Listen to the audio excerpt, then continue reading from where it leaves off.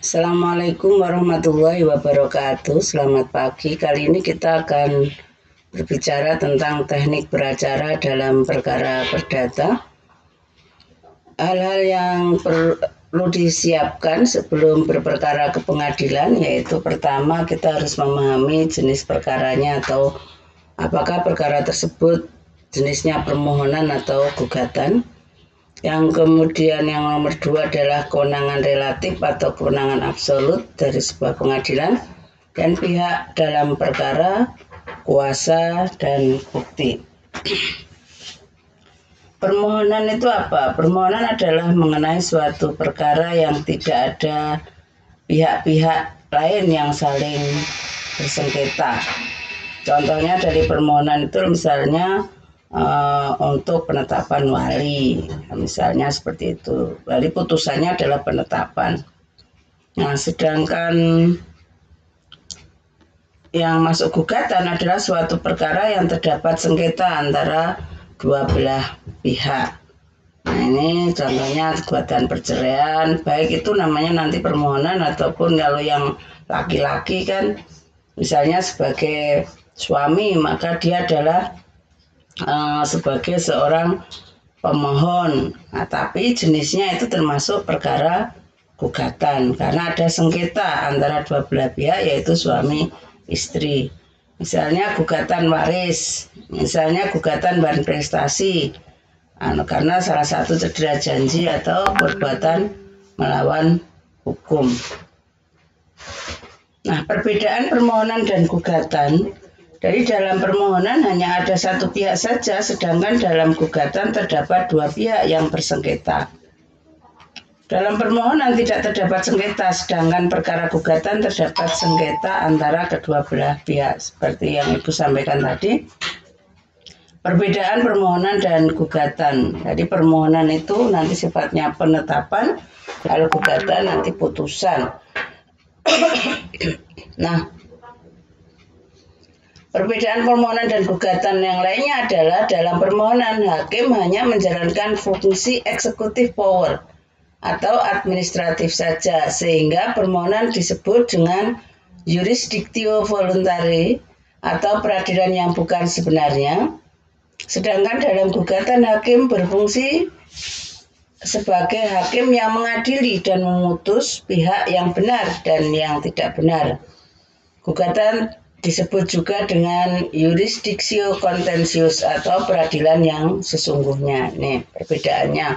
Kalau tadi dari jenis para pihaknya ada sengketa atau tidak. Dan dari yang kedua dari hakim ini ada fungsi. Kalau permohonan itu executive power. Kalau di gugatan itu ada jurisdictio contentious atau peradilan yang sesungguhnya. Karena hakim nanti akan memutus misalnya seorang suami mengajukan permohonan cerai. Nah, permohonan di sini bukan sifatnya permohonan, tetapi itu gugatan. Cuma namanya kalau suami itu permohonan. Nah, ini ada sengketanya di dalamnya. Nanti hakim akan memutus, oh ini diputus cerai karena bukti-buktinya sudah tepat. Kemudian seperti yang Ibu sampaikan tadi di dalam produk permohonan penetapannya itu berupa putusannya itu berupa penetapan, yaitu produk permohonan berupa penetapan atau basicing.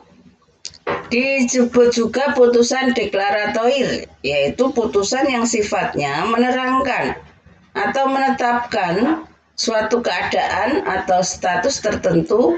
Produk perkara gugatan berupa putusan atau vonis yang putusan dapat berupa putusan kondemnatoir atau putusan yang bersifat menghukum kepada pihak yang bersengketa.